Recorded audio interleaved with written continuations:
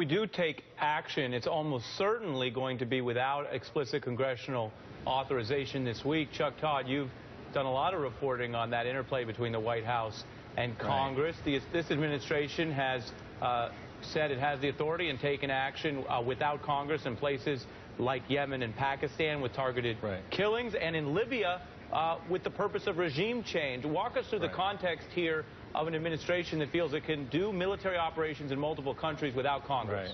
Well, Ari, with Yemen and Pakistan, they believe that that is the war resolution passed in 2001.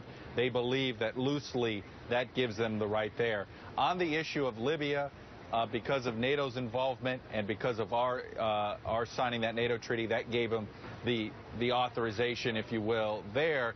As long, what the administration believes, Ari, is that if it's something that you have to do in a relatively short period of time and it's a quick military action, not something long-term, not devoting mass resources over a lengthy period of time, say months rather than just days or weeks, and how we would maneuver the military here, they believe they're operating within their rights as far as the War Powers Act is concerned.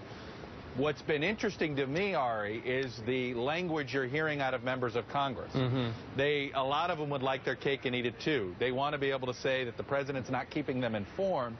At the same time, they say, hey, you got to make sure you're keeping us informed and consult us. But do they really want to vote on this issue? And the leaders, you saw Speaker Boehner's statement yesterday was very carefully worded.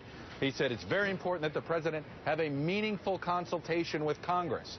Well, that word consultation is a key word there. He didn't use the word authorize. When you start using the word authorize or authorization, that means holding a vote. And here's why. You want to know what that vote would look like? We've seen what that vote would look like. The NSA vote that we saw, Justin Amash and John Conyers, and how close that vote was, you know, this strain of sort of national security isolationists, if some people would call them, both in the left and the right, it would be a tough vote. Pelosi and Boehner would have to be working together to drum up support for the president, and something that would be very close. And, oh, by the way, that would delay any potential action. And if you believe you've got to do this in a certain period of time to save lives because you're trying to make sure he doesn't use chemical weapons again, then you're sort of defeating the purpose of the quick action.